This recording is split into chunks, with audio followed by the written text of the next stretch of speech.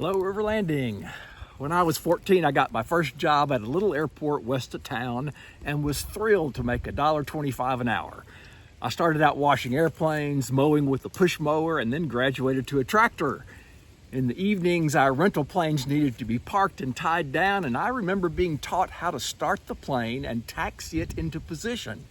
I thought it was cool to park the car in the driveway, but it was really cool to drive airplanes. Even if they didn't leave the ground. Later, I was promoted to driving the gas truck and filling up airplanes. I wasn't Gomer at the gas station. I was filling up Corsairs and P-51s in my mind. But there was an older teen named Bobby who also worked at the airport. He was neither bright nor motivated.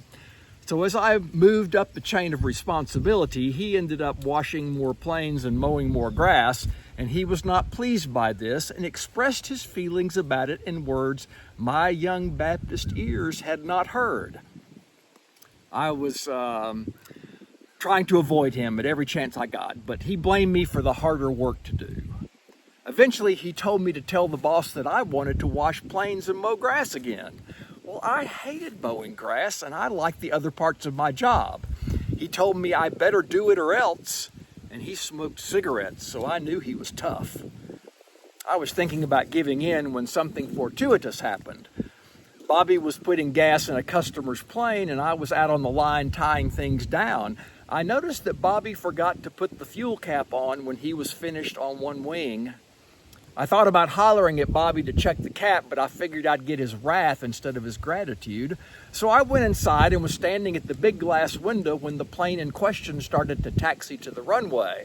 I called to my supervisor, "Hey, Jack, I think I saw a loose cap on that plane taxiing out. Ask him to hold up so I can run and check." Jack got on the radio, and by the time I got out there, the pilot was already up on his wing finding an open gas cap. He stormed into the building and was giving his mind to my supervisor when the big boss came out to hear the exchange. "Who filled that plane?" he asked. "It was Bobby," said the supervisor. The boss turned to the customer and apologized and then said he won't be working here anymore. And that was the last I saw of Bobby. I felt bad for him, but relieved for me. Teens can be a mess, can't they? But also an inspiration. And we have the Inspiro Youth Choir here this Friday night, and they will be the latter. In fact, there will be so much energy in that group, we might not have to charge our cell phones for a week. I hope to see you there.